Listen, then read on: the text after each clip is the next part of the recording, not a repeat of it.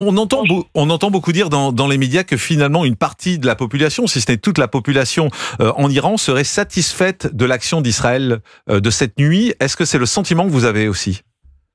Alors, de manière générale, on est quand même face à un peuple qui à quasiment 90% est opposé à la République islamique et qui lui-même se bat depuis des années pour tenter de faire tomber ce régime terroriste.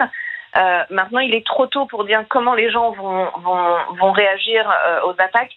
Effectivement, il y a quand même les plus hauts gradés du corps des gardiens de la Révolution islamique qui ont été éliminés cette nuit et ce matin. Donc ça a été particulièrement applaudi par les Iraniens, parce que c'est des gens qui sont quand même responsables de milliers et de milliers de morts à l'intérieur même du pays.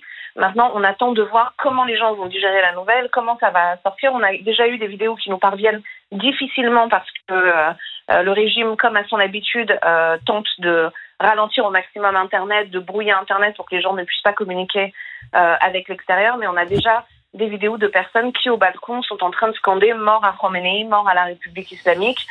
Sur les réseaux sociaux, il y a quand même énormément de partages de toutes les victimes qui ont été tuées dans les rues en 2022 suite à la mort de Mahsa Amini pour dire notre plus grand ennemi est la République islamique et celui qui nous tue tous les jours depuis 46 ans, c'est Khomeini et son régime criminel.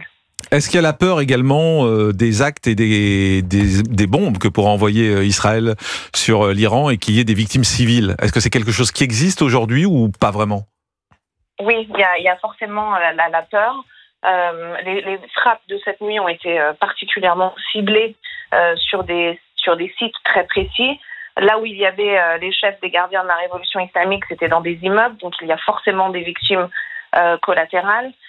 Donc forcément les gens ont peur parce qu'ils ne savent pas où est-ce que ça va frapper, quelle va être l'ampleur des frappes, d'autant plus que la République islamique a annoncé une riposte massive. Donc pour le moment il y a eu le lancer de drones, mais peut-être qu'il va y avoir d'autres attaques beaucoup plus massives derrière. Donc forcément la guerre fait peur aux Iraniens et dans le même temps on voit de plus en plus de voix s'élever pour dire depuis des décennies à chaque fois qu'on sort dans la rue pour tenter de renverser le régime, c'est un véritable bain de sang pour les Iraniens. Peut-être qu'on est face à une fenêtre de tir historique pour enfin se débarrasser le monde de cette pieuvre tentaculaire terroriste.